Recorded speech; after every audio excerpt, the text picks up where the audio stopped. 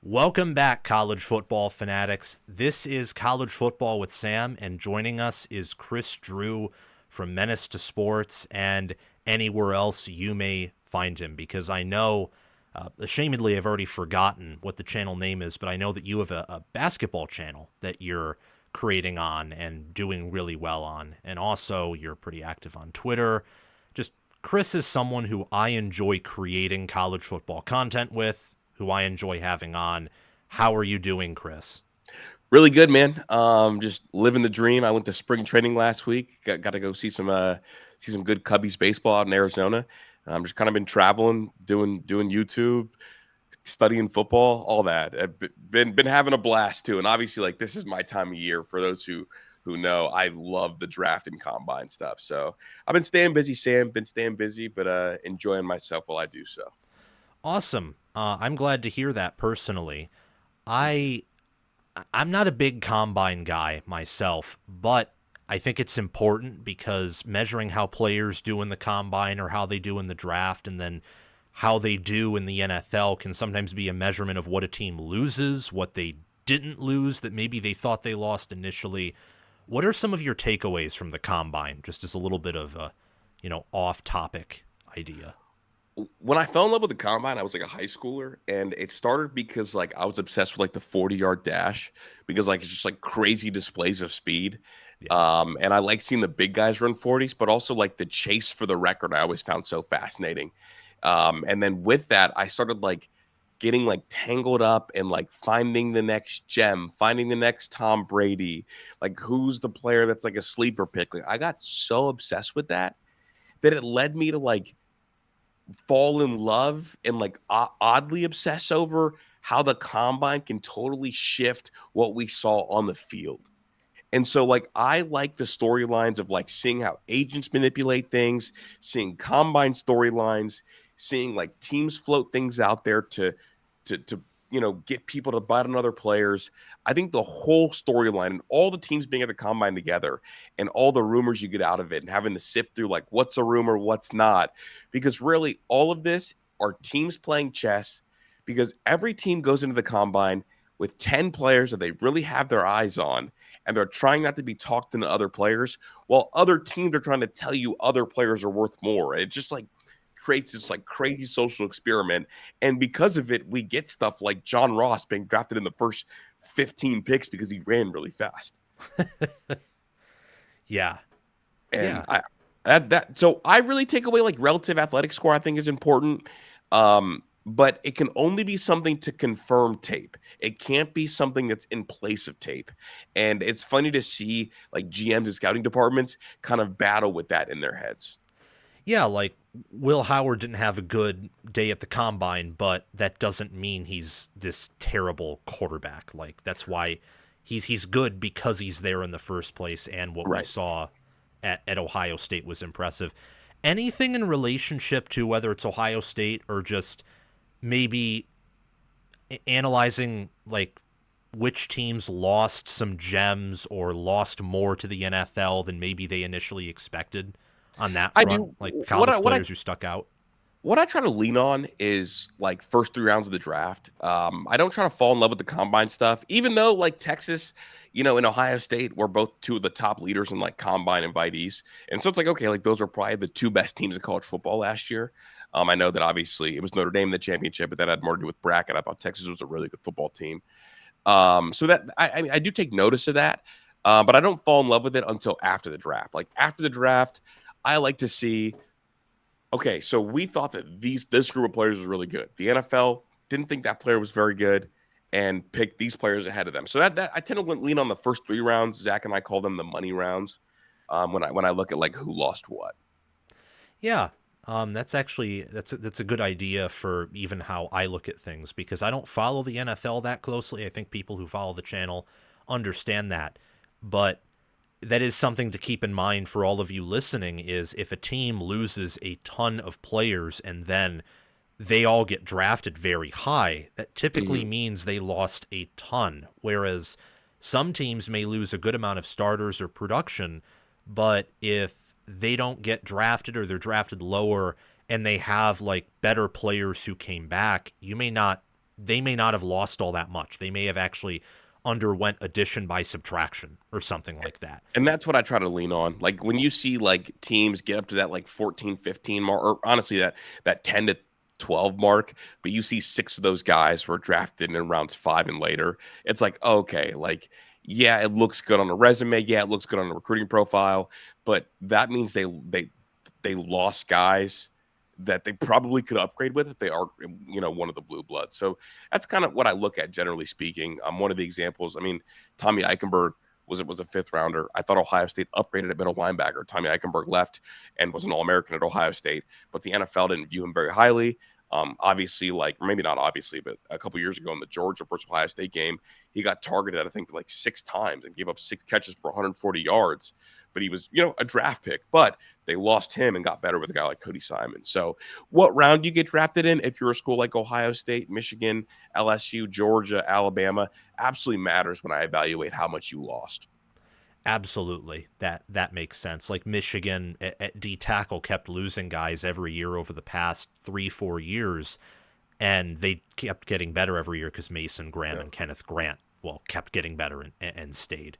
It's interesting that you mentioned Eichenberg to Simon, and do you think they could upgrade from Simon? Because it doesn't sound like Simon's going to be a high draft pick. Like, obviously, he built an NFL resume. I think he was one of the best college football players, but he's not projected to go very high, isn't he? No, he's not. I think I if someone were to ask me, I would give him a 3rd or 4th round grade, which is better than Eichenberg. And I think they did upgrade from Eichenberg, especially athletically. I'm fully expecting the Mike linebacker at Ohio State in 2025 to be better this next year. I think Arvell Reese is a really, really good player. I thought that last year when he was out there, he looked better than Sonny Styles a lot of the time. He's a guy that, truly feels like an SEC, like Nick Saban, Kirby Smart linebacker. Sideline to sideline, the dreads flowing, really wants to hit. And naturally, like, I'm a guy that really believes in certain pipelines, and the Glenville pipeline, a school in Cleveland, tends to produce really good defensive players. And when I went to go see their head coach, before I even knew who Arvell was, he stamped him early to me. It's a kid that got to Ohio State as a 17-year-old. Not a lot of people talk about that. And there were times where he looked like the best player on the whole defense last year. Him taking control of that Mike linebacker spot, I think they're absolutely going to upgrade. And he, to me, is a one-and-done, type potential guy. So I'm a big believer in the Glenville pipeline, and I'm a big believer in Arvell Reese next year. Would you say he's like first team All Big Ten or All-American caliber? Yeah, first team All Big Ten. I wouldn't make him the favorite for the Butkus Award. I think that the pair down there at LSU's got a real shot. Obviously, like Harold Perkins coming back for another year. I love Anthony Hill. I think Anthony Hill's the best from Texas. Yeah, Anthony Hill too. Oh yeah, absolutely, Anthony Hill. I think I'm biased towards Harold Perkins, and I want him to be good so bad because as a true freshman, he was such an athletic freak. Yeah. But I think Arvell Reese will be a cut below those two guys. So if those are like your A and S tier linebackers, I think Arvell as a junior will be like a B linebacker. All right. Yeah, I'm very high on him too. I haven't released a video on my Big Ten predictions or All Big Ten team, but just as a little hint for you all, I do have him as a I do my all Big Ten teams a little bit differently than a lot of people do. I have larger samples because I think 18 teams is just too many to only do 3 teams.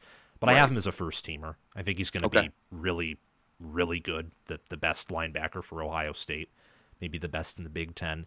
Yeah, thanks for telling us about the combine and all that different stuff. It's certainly interesting. I can't wait to see from my angle and from my team how many Michigan players get drafted in the first round. I'm thinking it's going to be 3 or 4. I don't exactly know beyond that because I think Michigan's draft class is just a bunch of stars, a bunch of unicorns, and then after that, it's kind of like probably day 3 guys is kind of what I'm guessing. Yeah, I'm curious to see where Donovan Edwards, what ends up happening with him, because he's got the athletic prowess and the athletic traits, but the production and the tape wasn't where you would want it to be. No. So I'm curious to see if someone takes a gamble on him late. Yeah, that would be interesting. I feel like I just think that he doesn't fit what Michigan wanted to do in hindsight, and that he also needs like really good offensive lines to really get going and get clicking, which is good. Until it's not, until you don't have a top 10 offensive line. Good until it's not there. Exactly. So what I initially wanted to start out with, but talking about the combine and athleticism in the 40s, speaking of Texas, Texas is elite team speed. They're Hmm. probably the fastest team in college football, or at least were the fastest team. What do you think about Ryan Day's Ohio State teams, and how would you, more specifically, how would you rank them? Like from 2019 until now, 2024, how would you rank these teams, like tier list wise, or just, Yeah. 1 through 6? And then maybe if you want to take a little bit of an extra step and tell me where you think maybe the 2025 team will fit in. So if someone, held the gun to my head, I would probably say the 2019 team was the best team that Ryan Day's ever fielded. Agreed. That team, NFL talent wise, was absolutely through the roof. They had the freaks, they had the speed, and they had, I think, the best college quarterback that Ryan Day has fielded to date. I would probably put the 2024 Ohio State team right behind them. They're really, really deep. I don't think they have the quarterback play, but as the quarterback play as good as 19, but a really, really good team with very, very few holes, and obviously won the title because of it. After that, I would go to that 2021 Ohio State team. Ooh, And interesting. I think I would put them ahead of 2020 because, and it's the big, no, the 20, no, excuse me, the 2022 team. That was the team that lost to Georgia, right? Yeah, that I Yeah, think should have won it all. Yeah, that 2022 team, not the 2020. The 2022 team, I'd put ahead of the 2020 team at Agreed. that number 3 spot. And then I would put the 2020 team and then 21. So that's how I'd rank the teams. And then 23 in last place. Yeah, 23 in last place for sure. For sure. Just have zero faith in Kyle McCord. It was dysfunctional. I hated watching the offense. The defense was good, but I hated watching the offense. And it's crazy because like skill wise they had it, but that team was not enjoyable to watch in any form or fashion. Yeah, I remember watching them against Maryland one game, and I couldn't believe my eyes through 3 quarters. I'm like, there's no way they're gonna lose. And then as the game progresses, I'm like, well, oh my gosh, they might. And then it kind of felt like 3 quarters of a heart attack, and then they Yeah. always pulled away in the fourth because of their defense and massive talent edge, like basically The Marvin Harrison Jr. the Wisconsin game made me want to gouge my eyeballs out. Like, it was just disgusting to watch. I don't think I'll ever say a positive thing about that 2023 team. And that whole year, like I had to watch that team be so abysmal, and then I had to watch Michigan win the whole thing. So it was quite the year in the Buckeye lure escape. But I've got them as the worst team of the Ryan Day era. And then honestly, like I think this 2025 team probably fits. They have a shot to be right around that 2020 Ohio State team caliber wise. The tough thing about it is that 2020 Ohio State team had Justin Fields and like Yeah, Garrett Wilson. yes, and they had a lot of elements from that 2019 team that was probably the best team in history to not win a national championship, or Yeah, at that's least that's what I always tell people. Like very, that's what very close. Like, I mean, either them or 2015 Ohio State. And we're talking about like two teams that should have won a title and didn't. So I think I don't think they'll be as good as obviously 19. I don't think this year's team will be as good as 2024 or 2020. So I would slide them right after that. I think they've got a shot to kind of give you the same results as 2022 Ohio State. yeah, kind of just based off of my intuition, like the fact that I liked the offensive hires, personally wasn't big on Patricia. The defense loses more, the offense returns easily its best player and probably the best player in the country. I kind of envision them like a little bit like the 2021 team, but Okay. I want to do a lot more like research before I peg them Yeah. anywhere, because it's so different. Like even Ryan Day right now is of course the same man and similar in many respects, but like there's been a lot of changes and a lot of different ups and downs ever since that season in 2021 where they had an elite offense but a defense that was pedestrian by Buckeye standards.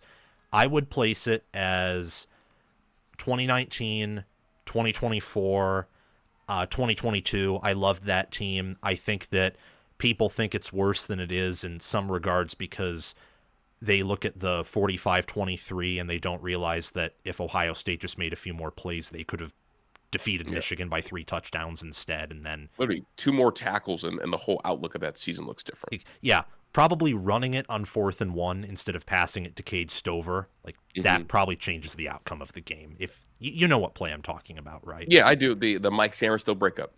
Yeah, the first one, I believe, not the one in the end zone, but the no, the first one. Yeah, Mike broke both of them up. Really? Oh my gosh, I didn't even realize that. That's it. Yeah, Mike is like my second, like my all-time, my second favorite Michigan player ever. He's incredible. I loved him, especially in 23, making all those pick sixes. He'd get torched one time in the game, and then everything else perfect. Scoring touchdowns for defense, he's just phenomenal. I miss someone like him in Michigan secondary. I love Lil Mike. So and fans of Menace know that I love Lil Mike. He's incredible. And then after 2022, I personally like the 2023 team for Ohio State. I think that's because their defense was honestly generationally good, analytically speaking, like one of the best bend but don't break defenses that I've ever seen. And they exceeded my expectations versus Michigan.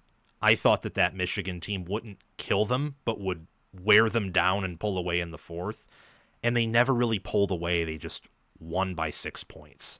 Right. And then I kind of ignore the Cotton Bowl because the Cotton Bowl was bad. It was a bad game to watch, and it was obvious that the team cared for bigger and better things than the Cotton Bowl. And then I would go 2020, and then I would go 2021. Offense, awesome, but the defense was just, couldn't stop good units. So that's where I stand. I'm surprised you like the 2023 team more than the 2020 team.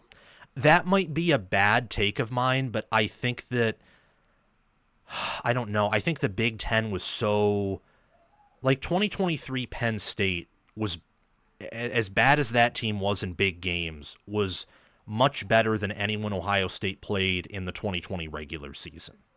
Okay, yeah. So I guess for me, the reason I put that 2020 team so high was because I think because the complete domination of Clemson.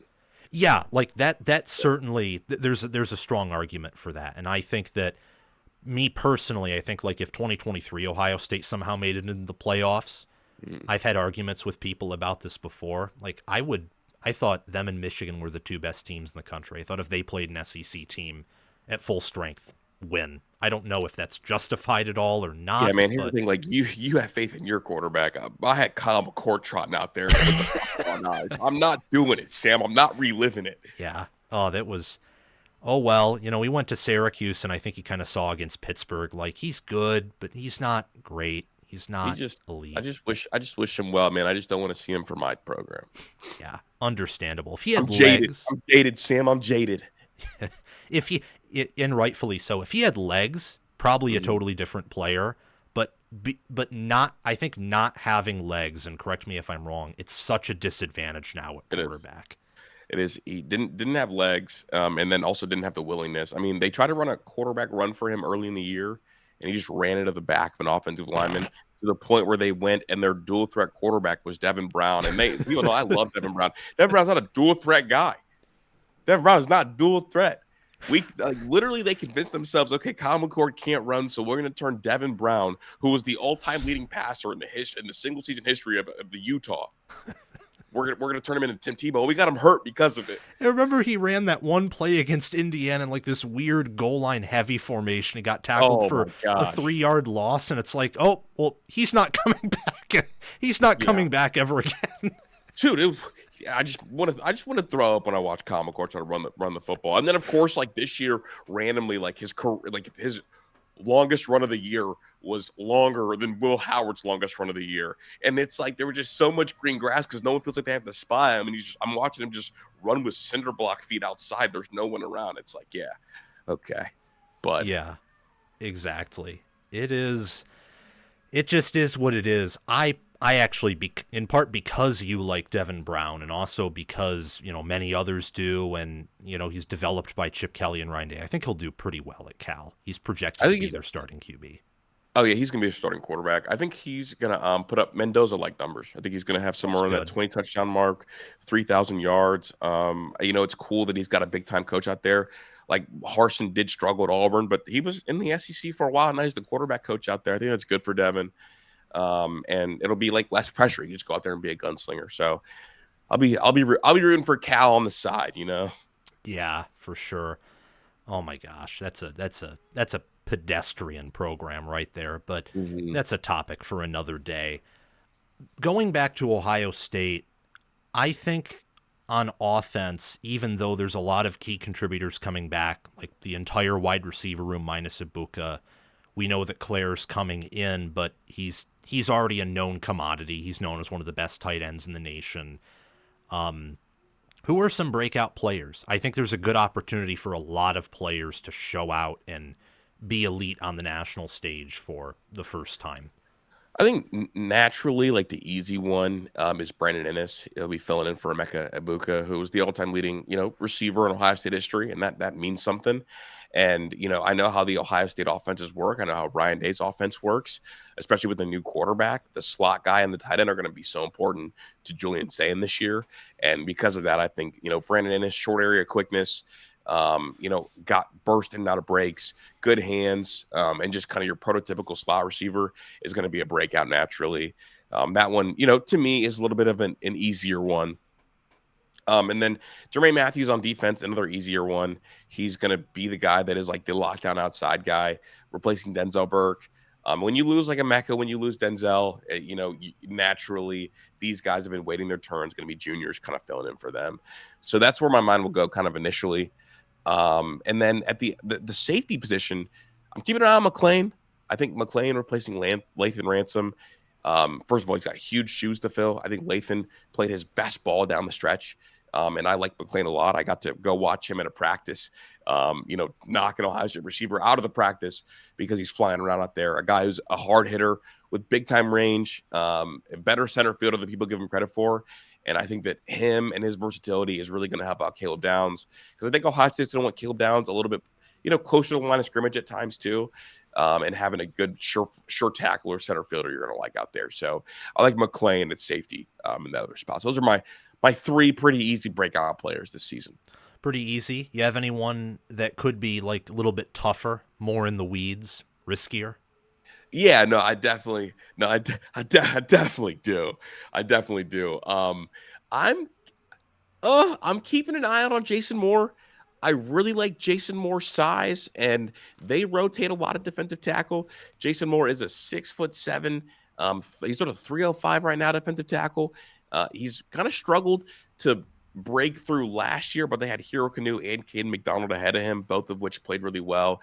With McDonald moving into that starter role and Hero Canoe moving out to Texas, I think you could see a guy 6'7", former basketball player, like really athletic. I think you could see him create some havoc in the middle. He's got the prototypical body size, and I've seen him create some problems for some guards. So that's Jason Moore, someone I'm keeping a really close eye on as he's in year 3 as well. Interesting. I wouldn't have thought of Jason Moore, but Ohio State is, they have really good coaches. They have some of the best coaches, and they have some of the best talent. So Yeah. I think, depending on how the things shake, there's a lot of different players who could emerge. For me, I thought the easy one was Julian Sayin. I know that might be Oh, like that was kind of way the. that was way too I easy, Sam. know. I wasn't gonna Yes. cop that. That's Yeah, why I tried to exactly. sneak him in there when I talked about Brandon Yeah, Inniss. yeah, it's like it's the free slot on the bingo card. Just like Yeah. drop the drop the piece. But that's where my mind went, along with Innis. I think that Mylan Graham, after redshirting, could be kind of like the fourth man there. Ethan Anenwa, I hope that's how you say his name, Yeah. at tackle from Rice. I mean, transfers are always risky. I don't think he's the best tackle in the country or the Big Ten. But when you lose Josh Simmons and Donovan Jackson, you need someone to come in and, be a good pass blocker. And I think that he is a, good build, good size, graded out well on Pro Football Focus, and adds depth to a room that needs it. I think he's going to be pretty good. Yeah, so I asked Zach about him, and Zach broke him down on a bourbon and ball, and Zach's basically like, look, like him as an underclassman was better than Josh Fryer was as a senior. Oh And yeah, that's I believe that. and Josh Fryer played the whole year this last year. So yeah, I mean I that to me is all I needed to hear. Good. Good in every hood, good in my hood. I actually I feel really good about the offensive line moving into next season. Yeah, I think that Josh Fryer was, just, okay. I think Yeah. that bringing in someone like Anenwa is helpful, and then Philip Daniels, I think, is younger player but played well in limited action at Minnesota. So it's another guy who certainly has the size and the tools, just needs to be developed and put in the right position. Defensively, I think there's Caden McDonald, Edric Houston, Kenyatta Jackson Jr. Obviously, I think Arvell Reese. I like that you said McLean. You think Devin Sanchez can be an X factor, maybe even a starting corner in year one, or is that going a little bit too out in the weeds? I think he could start, Sam, but I'm going to reserve my comments for him because look, I know he's had a really good winter workout. I just want to see what he's like early in spring ball. Understandable. That's what I'm waiting. I'm waiting to hear about one matchup. I'm waiting to hear because I'm expecting him versus Mylan Graham a lot, and I'm waiting to hear how that goes before I stamp it. Yeah, Sanchez. I kind of view him and DeCorian more in the same way as freshmen. Like, they're not Jeremiah Smith generational, but I think they're close enough to where they can, start at their respective schools or at least be contributors in the rotation with, Oregon's wide receiver room for Moore and then Ohio State's cornerback room for, why am I blanking on his name? Obviously for Devin Sanchez. Yeah. And then last but not least, Denzel Burke told me, like, just point blank, like Devin's one of those ones, and he's going to start as a freshman. So that was from Denzel Burke to me. Okay, then he's starting. That's all. That's all I need. I don't know if that's too early, but I pegged him as, I think, a just below a first teamer, like corner, why you're not? real high on him. You're real high on him. Well, yeah. I mean, no, he's a monster. No, he's a monster, and I've talked to his parents a couple times. Like they're real deal, and this he's. Like they said, he went to the Houston camp, and some people thought he was a rookie. When he oh got my there. gosh! Well, that's incredible. Yeah, that's absolutely incredible. I mean, I'm trying to get better at projecting, younger players to have success. There's some more in the Big Ten that we could talk about all day, but I think Devin Sanchez is definitely one of those guys for sure. So that's just my piece, my analysis. You can hate me for it. You can disagree with it. Anyone who watches, but. Sam, you have 0 haters. Cut it out. I'm not so sure about that, but I appreciate it. So that's about the roster. Any concerns you have about the roster? Absolutely. Like young players on defense. I mean, we're replacing 8 starters on defense. That's a concern. 8 starters plus bringing in a new defense. Yeah, that's kind of something. I'll tell all of you right here. I know that I'm from Michigan. I know that consequentially that makes me a Lions fan by proximity, even though I'm not like a big NFL guy. I know that I don't know if any of you know this, but when Mike Valeni, a Michigan sports radio guy, bagged on Patricia, I thought it was hilarious. And that was when he was with the Lions. So I know that maybe there could be, whether it's bias or maybe it appears like there is, I don't know. But just know from my perspective, by the end of the year, I thought Knowles was the best DC in the country. I didn't think he was going to leave Ohio State. He did. And Patricia, I don't think Patricia's like this bum, this failure. Otherwise, Day wouldn't bring him in. But it is a new system. He hasn't been a full-time DC in a while. And there are more starters leaving this legendary Ohio State defense than the starters that left the legendary 2023 Michigan defense. And that unit, at the end of the year and then at the beginning of next year, just kind of like when Steve Sarkisian opened up his playbook and started chewing gum, that kind of didn't look so good. I'm not saying that's going to happen. It's just, I agree with you that is a concern. Which room on defense do you think is the most secure? Which one is the higher upside? And which one is the least secure? I think the most secure is probably the defensive line based on age. Wait here. quick question. Yes. Do you separate corners and safeties? Oh, absolutely. Okay. So if I'm separating corners and safeties, the most secure room is safeties because they have the best defensive player in the country. Amen. That's who I'm the least worried about. I'm probably most worried about the secondary because them having to learn. I think they're gonna have to learn. Like the corners gonna have to learn so much more now. Like that's kind of what I'm really concerned about. And honestly, like the best returning player of the corners in terms of who played the most is probably Igbinosun. And Igbinosun is like a huge red flag in terms of the holding. And you have to learn a lot. Like there's going to be a lot of learning that goes into them and the linebackers. So what do you think of the nickel position? Not to interject, but I loved Hancock, and Hancock's gone. So like, what do you think of that position? Probably biggest concern for me, like individual position, because like there's no clear answer. Okay, I buy that. Like Lorenzo Styles was the backup. I like Lorenzo Styles. Don't love Lorenzo Styles. I think Jordan Hancock was probably the most underrated Ohio State player from the entire team last year. I mean, I thought he was exceptional. In fact, I even toyed around with the idea with Zach. Like, I'm not sure I wouldn't look to move Igbinosun into that nickel role to avoid having a completely new face in that slot. Because I think it is going to be super important, kind of given the history of the Matt Patricia defenses. And then just have like Sanchez and Matthews be your outside glue guys. Because like of the three corners, I think the guy that's the least sticky is probably Igbinosun. And him in that nickel role allows him to be a part of run fits. And where is he the best at? It's physicality and tackling. The same, I mean, I could see him being the same kind of nickel as Shaun Wade was at 19. That's a comp that I'm a little bit unfamiliar with, but I know that Shaun Wade was good. So Shaun Wade was really good inside in 19, like really good inside when Okudah and Arnett were outside because he was really good, at run fits. He was a bigger guy and could kind of take the beating and did a good enough job against the smaller receivers.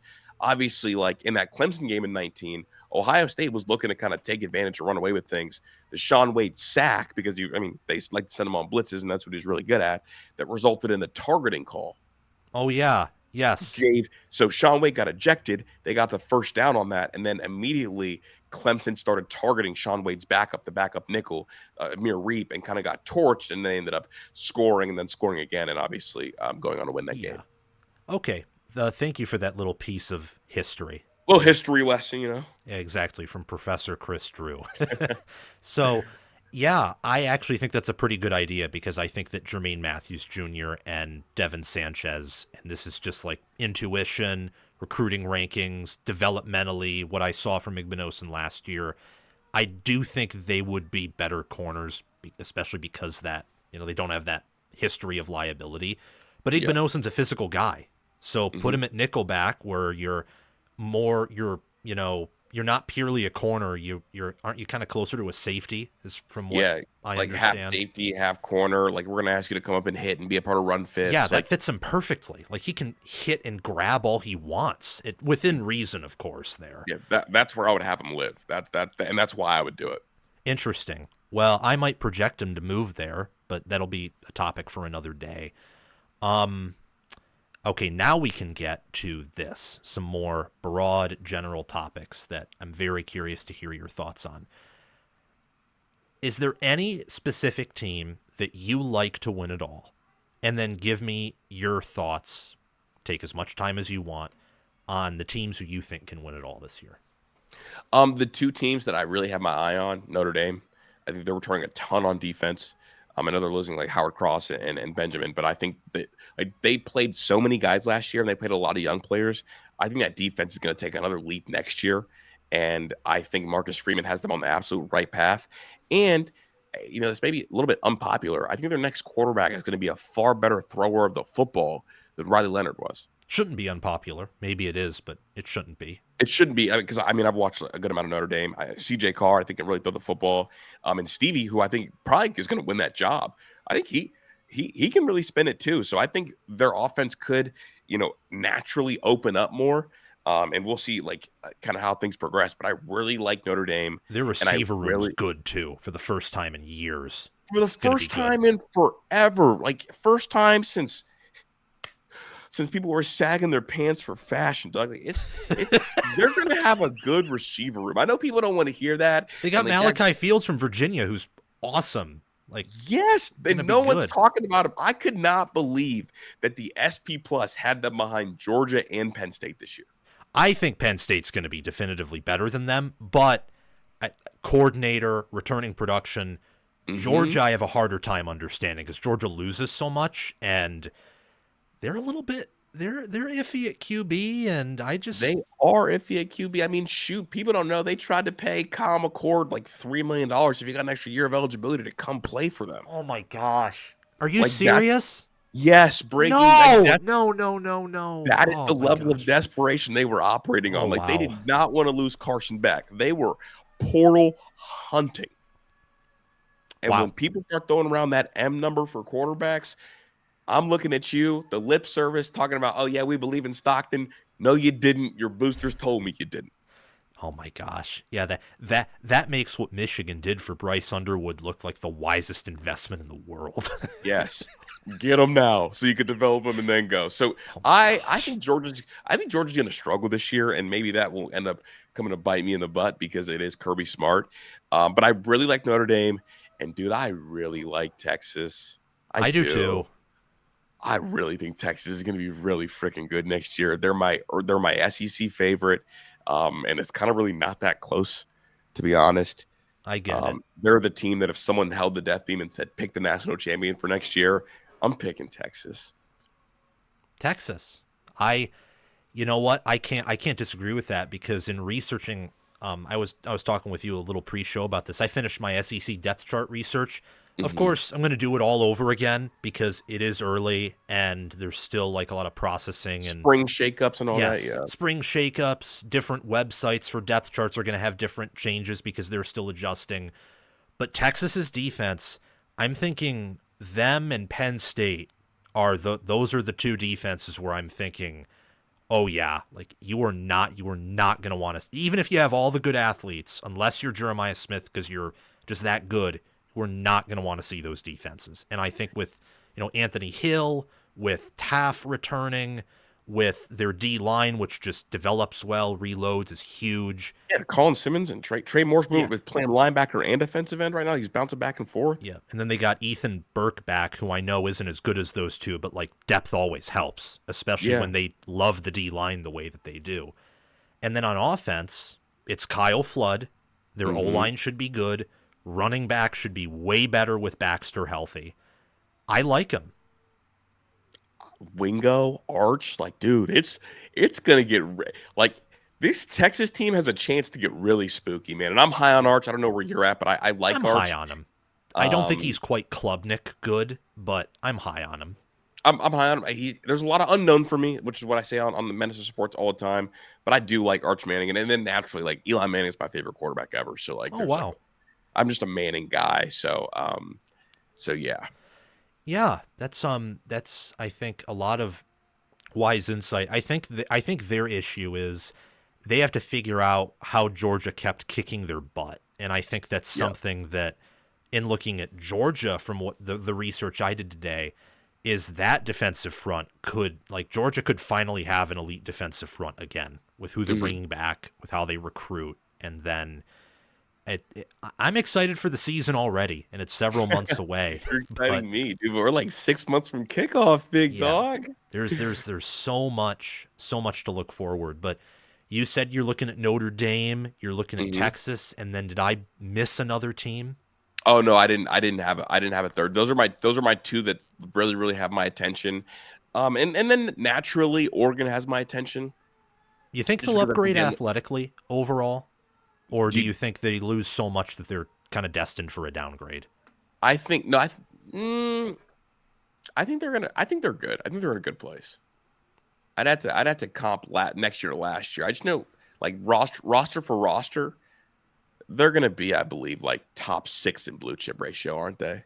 Yeah, blue chip ratio. It's a guarantee they're gonna upgrade because they brought in the best class in terms of average rank per recruit.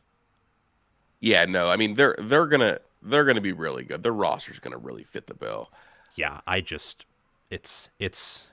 What does Lanning do with Lupoi? I think that was the biggest what if of the 2025 preseason is what if Lanning fired Lupoi and then either because Knowles was calling everyone, bought him or bought like Lynn or even like Tom Allen, for example, like just got someone who is better than Lupoi, because Lupoi, even if he were better, Ohio State probably wins the Rose Bowl. But my goodness, he failed them last year. Yes, I think it's super simple. He failed them. I think I would be more. I like Oregon a lot. I'd be more concerned if I knew what Dante Moore was. But Evan Stewart returning, I think means something. It matters. And honestly, like I just think that almost like the belief, if you believe in a coach, like when a coach gets embarrassed, I always look at like what the bounce back will be. And I have so much faith in Dan Lanning. I think that's part of it. Yeah, I think that Oregon is, the more I look into him, the more I like him, especially on offense. I think I'll actually say it here first. I think next year's offense will have a level of athleticism to it that last year's just didn't, especially at wide receiver, I think. They're gonna be really exciting. Yeah. Just to keep it Big Ten and touch on some of the fan bases here at college football with Sam. What do you think about like Michigan, Indiana, like some teams that either made the playoff last year or probably should have based off of talent, or maybe even like a Nebraska who maybe could make it this year? So I haven't told anybody this, but I think that I'm working out to see if I can go to Michigan spring game and go see a couple practices, because I want to see the Underwood kid in person. I think that Michigan's probably a year away. I don't know what the outlook is for Bryce Underwood this year, how much he's going to play, which I'm expecting to obviously see him on the field. But is he going to start the year, Sam? That's more of a you question than a me question. I project him to start immediately. So you think he's going to start game one? Yeah, I think he's going to start game one. I think he'll be really, really good. Not best QB in the Big Ten, but I think I've heard enough people that I respect call him generational to where I'm beginning to even lean towards that label. I think he's a generational athlete. I just want to see him play quarterback. And that's understandable. What I'm really excited about. Honestly, I do think Michigan gets to 8-9 wins this year, especially if he's starting game one. Yeah. I think they're going to get to 8-9 wins. And I think that depending on how he looks, you could see a massive push of guys, skill guys that hit the portal trying to get to Michigan next year. Yeah, that's that is something to pay attention to for sure. Even though Michigan loses their two generational D tackles, and I don't think the D line will be as good as it was last year. I'd be kidding you if I said so. I think this defense is going to be one of the nation's deepest. I think what's going to make or break it is what Wink Martindale does, and also how high the ceiling is. I mean, I'm pouring through, and I'm thinking to myself, like looking at these different grades and stuff. I'm like, how are all these Michigan backups, like who got good snaps, like so highly graded? Like this is insane. So I think that could be the secondary story to Underwood, because ultimately the wide receivers several years away from being awesome. O-line's a question mark. Running back is a question mark. Tight end, you're going to see a huge drop off. I think it was really cool to see their young guys go beat Alabama. Like that has to instill a level of confidence, because like they beat I know people aren't going to ever give it the credit because it's, Bama in a bowl game, but that's a really I mean, Alabama had the second highest blue chip ratio in all college football last year. Yeah, and Michigan's backup defensive players destroyed like their 6'7", 350-pound offensive linemen like they were nothing. Like they looked like they didn't belong on the same field. Yeah, it you know what it looked like? Lines of scrimmage wise, Michigan defense, Alabama offense. It looked like the 2021 Orange Bowl when Georgia kicked Michigan's butt and they couldn't do anything. I was going to say it looked like Washington, Michigan. Oh, what? Yeah. Like it looked like a real sizable gap. I'm like, we were doing the show during the start of the game, and I turned it on when I got home and like rewatched it. I was like, yo, like I know Nick Saban and Terry got to be mad as heck, because what is this? Yeah. Well, that's my logic behind, even though I don't think Wink Martindale's this elite DC, I look at how they adapted at the end of last year and what they bring back and the depth they have. And look, Damon Payne and Trey Williams, the transfers they got, they're nowhere close to Mason Graham or Kenneth Grant. But Right. you know who also does that? Texas. And you know why Texas was so good last year? Because they just kept rotating 300-pound guys who were at least good. And I think you're going to see that from Michigan this year, is they're just, you're going to have a hard time running on them. You're going to have to beat their secondary, and they're just going to rotate. Damon Payne was always destined to be at Michigan, right? Sure. I don't even know how to reply to that comment, honestly. It's I'm saying he was. Like, he's from Belleville. Yeah, but it's like Jim Harbaugh never even. I heard that Jim Harbaugh didn't even take an interest in him until it was too late. He wanted to go to Michigan, and there just wasn't the interest. And Bama said, "We'll take him." Why? That's something I never got about Jim Harbaugh. It's like it's like total outer space stuff sometimes. Yeah, that was one that I feel like they would take 9 times out of 10. Maybe he didn't like his name or something, because there was no reason for them not to take him. And Yeah. I like his outlook for this year, so I'm curious to see how things go. I have him But on I my found All that Big Ten fascinating. team.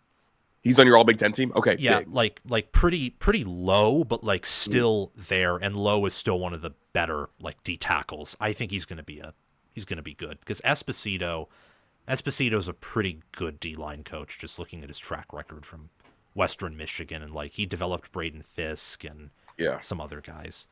I mean, you're talking about Damon Payne, violent hands, good motor, just really doesn't have the moves, and it just looked like I was undercoached. You look like a guy that needed developed. He's like a big ball of clay, and if you can develop him, shoot, you can end up unlocking a good little player.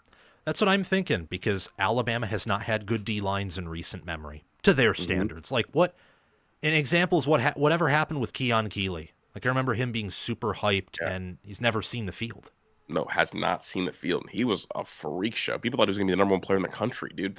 6'7" defensive end with bend and explosiveness, and you can't get him on the field at all. I get it. Not every kid can be a hit, but when you have a group of 5-star defensive linemen that we have not seen do anything, at some point I'm looking at you oh, the coach is the problem. Yes, and I think for Michigan, as much as their coaching staff does have questions, I think Esposito is one of those coaches that doesn't, at least from my perspective. No, I think you're right on that. Any other Big Ten program before we move on, Indiana, Nebraska? Just close eye on Nebraska, because it's year 2 of Dylan Raiola, and Dylan Raiola, the measuring stick for me will always be with Julian Sayin and with DJ Lagway, because those are the 3 guys in the Ohio State class that they really loved. So paying really close attention to them. In particular, just want to see the growth of him. And I know they've invested a ton in NIL.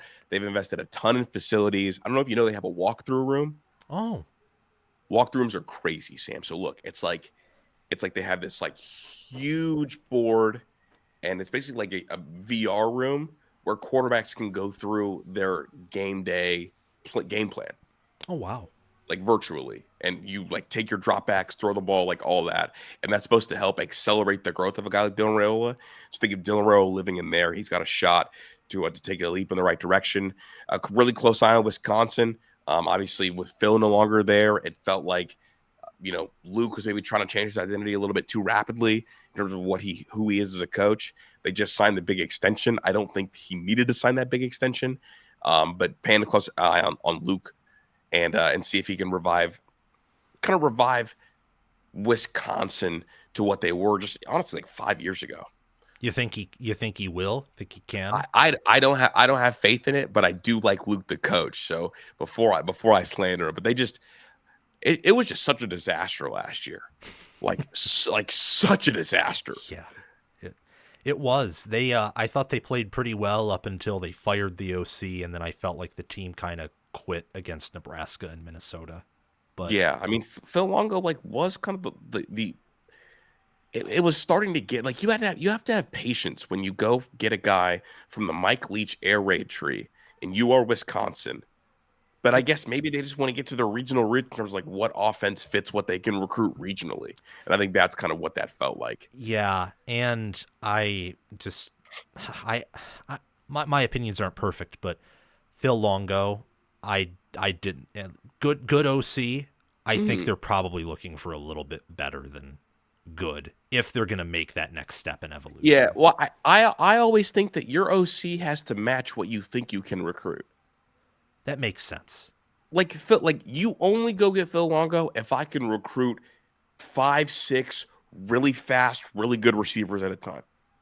Yeah, Wisconsin ain't doing that. No, because like, what is my Wisconsin region? It's a whole bunch of offensive linemen who grow up and want to be offensive linemen. Exactly. Like if I'm a Florida school, come on, Phil, let's go. Because what do I have? I have speed and abundance. Yeah, exactly. Oh, I don't know what fell there, but oh well. Exactly.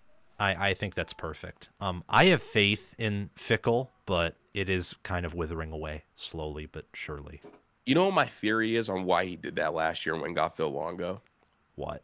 I think that ever since he was the interim coach at Ohio State and didn't get promoted, obviously, they hired Urban Meyer, I think he's been treating every job as a tryout to the next Ohio State coach. I think that he felt like, okay, my offenses have never really been true. Open it up and throw it all over the yard. The one thing Ohio State fans absolutely love about Ryan Day is that when the throw game is going, it's going. So I'm at Wisconsin. Obviously, I'm a tough-nosed football guy. I'm a run-first guy. This is a run-first program. If I can show that I can modernize, because that's what throw game gets kind of labeled as, like modernizing offenses, this will put me in contention because I don't want it to be, oh, well, we want to go to a modern offense. Well, look, I'm Luke Fickell. I made Phil Longo work at Wisconsin. I can run a modern offense. I think that's what he was doing subconsciously, and I think he did it too soon. And then I think he realized, okay, maybe me keeping my job at Wisconsin and getting extended is more important than me trying out for the next Ohio State coach. Yeah, that's certainly a conspiracy theory, but you know what? Yeah. I think there's definitely a possibility it has validity to it. You know, the tinfoil hats on, had some NyQuil today, man. I'm feeling like $1 million. Yeah, I don't have any conspiracy theories to share off the top of my head, but perhaps for another time. So my bad, Sam. Oh no, you're you're all good. Man, I think, man, I'm trying to think through them. I will say a conspiracy theory I have, and this ties in with what we're talking about next. A conspiracy theory I have about like why Ryan Day struggled against Michigan is that he treats the game more like a ritual than like an actual game to prepare for. And I think that I think every game except for 2023 proves that. And I think the 23 game was the exception to the rule because Ohio State was an underdog. So they actually had to like fully like, hey, people actually doubt us. We're going to go out and show them. That's why they performed well. But in 24, 22, 21, when you're a touchdown or more favorite, when you're expected to pound him, the way he calls plays and the way like the way especially the offense operated was like more habitual and ritualistic rather than actually adapting to what is in front of you in coaching. That's my conspiracy theory. It's the I need to run through you. Like this is my tough guy circle. Let me, this is he treats it like a tough guy coronation instead of going out there and playing football. Yeah, because it's not that he doesn't care about it enough. It's that he cares about it so much, but it needs to be done a certain way. Yeah, and that gets you in trouble. He cares about not just winning, but the optics of how he won. You're right. It's a tough guy ritual instead of a game playing football game. Yeah, because when 2024 happened, like that's kind of when I started thinking that way because I'm like, based off the weekly comments, they obviously care. Based off how they're hitting on the field, they obviously care. But like that's at least the only way my mind explains like how that and how 2022 in particular and a little bit of 21 like happened. That's the only thing that can explain some of that stuff. But that's leading into a would you rather question that I think is very creative. And if you want to, you can even ask like it for my team, for Michigan. Over the next 5 years, this is from 2025 to 2030. Over the next 5 seasons, would you rather have a winning record against Michigan let's say 3-2 for argument's sake, or maybe we can even go 4-1, but no natties? Or would you rather have a 2-3 record against Michigan, but a natty in like any year? You get guaranteed one title. Or third door, Day continues to never beat Michigan, but you get 2 natties, and you're probably the best college football playoff program, given how chaotic everything else is. Which door do you select? I'm picking door number 2. I think I'd rather be 2-3 against Michigan, but get another natty. I think I would like that. If we had a run where we beat Michigan like 3 or 4 times before you asked this question, I would be like, okay, I would take the 3 losses if it meant 2 natties, or 5 losses if it meant 2 natties. But I want the national championships. Yeah, that's kind of where I'm at. If you ask me the question, like, would you rather do this with Michigan versus Ohio State, and the less Michigan beats OSU, the more natties they win, I'd take 2-3 and a natty for the next 5 years. My bad. That's fair. And honestly, like, I think the way I've answered this question has evolved a lot based on how I felt the last month. I hate losing to Michigan as an Ohio State fan, but I think I love winning a national title more than I hate losing to Michigan. That's how I feel. I mean, beating Ohio State in 22 was awesome for me as a Michigan fan watching that whole game. But then it's like, if we lost that game but beat TCU and beat Georgia or OSU in a rematch, I would take that. Like, no question. And the way I'm evaluating it is, I think as a fan, I feel happier right now than I did in 2016. Oh yeah, well that makes sense. Mm-hmm. That I can totally see that. That's like logical even. Yeah, like I feel happier now than I did in 2018. Yeah, well I feel happier now than I did in 2019, and that 2019 team was amazing. We beat Michigan. But something about like sitting down and just be like, won the natty. Yeah. Matters to me. As Steve Day says on Michigan podcast, oh well, we won the natty. I hated that, by the way. I hated it because I thought it was just this pile of excuses for not expecting the team to do anything the following year. But there's a certain element of truth to it. Like, you're number 1, you're on top. No one can say anything until kickoff. And I refuse to fight with anybody on Twitter anymore. Like, I'm just relaxing. Like, I feel like I'm in a fan hot tub. Just, we won the natty, dude. I don't care that I dropped the glass inside. We won the natty. Well, you've done it. It's like kind of you've checked not everything, because you always there's big missing check. It's like getting a 3.5 on my report card. Exactly. All A's and a C. And honestly, like, I think me being there and being emotional about winning the natty, I think has a lot to do with my answer, my mood right now. Yeah, I respect that. I think that's the logical answer, because winning a natty does a lot, and it's worth it. It's like, it's not like you're 0-5 and have won the natty. You beat them twice, probably both at home or whatever, and then you win it all and get to say we're the number 1 team again, which is hard. If you had to choose the other options, beating Michigan all the time, but you never win it all for the next 5 years, or you don't beat Michigan but win it all like twice, which would you take out of those? Can I ask like a sub question? Of course. So are we asking like 5-0 versus 0-5, or are we asking 3-2 versus 0-5?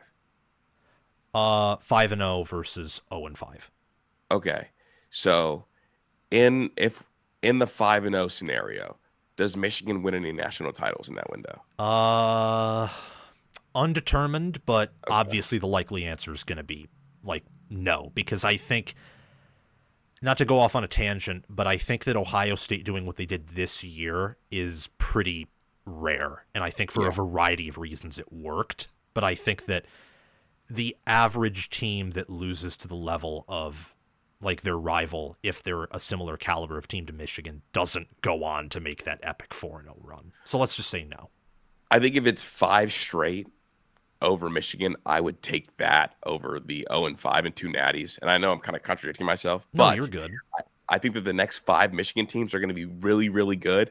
And if, as an Ohio State fan, if I can deny them any championships and go 5-0 and like get Ryan Day's record back on track, I think I would take that. And that also means that Bryce Underwood came and left with 0 wins over Ohio State. Yeah, I think that. I mean, even if Michigan wins a natty, it's probably only going to be 1. I mean, it's just logic. Yeah. I don't know which I would do, but I'd probably follow your route. I'd probably rather continue to beat Ohio State every year rather than never beat them but win it all twice. Although I don't, that one's hard. I couldn't give the same definitive answer. It's just the over, dude. It's just the like losing 5 in a row. Oh, it's painful. Well, and that would bring my total up to 9 in a row. Yeah. Oh my gosh. You see what I'm saying, Sam? Like that's why I had to steer away from. Like I like the natties, but also like I can't do 9 in a row. Yeah, 9 in a row. Yeah, that would do me in, man. Yeah, I mean, it'd be an emotional roller coaster every single year. Yeah, 9 in a row would be crazy. It'd be a lot. Okay. That's I think, yeah, that's the last question I had, honestly. I thought it was a pretty good show as always. Thank you for coming on. And Absolutely. Is there anything else you'd like to let the viewers know? No, I'll be around. You'll find me when you find me. All right. Exactly. All right, everyone. Thank you for watching. Make sure to follow Kris Drew on Twitter, Menace to Sports as well. What's your baseball channel again? What's the name of that? So I got 2 baseball channels now. One is Kris and Pat, and that's a video essay channel. And then one is Painting Corners, and that is a baseball podcast that I also do with Pat. So just doing a lot of baseball content. And then obviously Menace to Sports is my main home where I give my daily takes every day at noon. All right. So you all know where to find Kris. Go and find him. And if you haven't already, like, share, subscribe, hit the notification bell, comment your thoughts down below. And thank you to my Patreon viewers for watching. Crash2488, Brasco Rascal, Connor Little OH. Thank you for being Heisman members. Thanks to Chris Lane, Ismar, and Tyler Nye for being All-American members. And thank you, John Lynn, Roaming Gnome, Matthew Sale, Austin Christmas, Joshua Jorgensen, and Will Loftus for being all-conference members. Make sure to check out the Patreon page, merchandise store, and Discord server via the links in the description or down below in the pinned comment. Have a fantastic day, everyone. I will see you all very soon.